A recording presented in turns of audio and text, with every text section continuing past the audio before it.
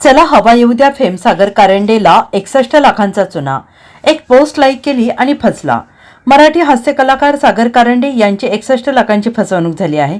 Cyber चोरट्यांकडून सागर कारंडे यांना 61 लाखांचा गंडा घातल्याची माहिती मिळते आहे. या प्रकरणी अज्ञात 3 व्यक्तींविरोधात मुंबई सायबर पोलिसांकडून गुन्हा दाखल करण्यात आलेला आहे. इंस्टाग्रामवर लाईकच्या बदल्यात 150 रुपयांचा आमिष टाकून फसवणूक करण्यात आलेली आहे. विश्वास संपादन करण्यासाठी आरोपींना कारंडे यांच्या खात्यात 22,000 रुपये देखील पाठवले असल्याची माहिती समोर येते आहे आणि त्यानंतर टप्प्याटप्प्यानं पैसे उकळून अभिनेत्याची फसवणूक केली आहे. सध्या पोलिसांकडून या प्रकरणाची कसून चौकशी सुरू आहे.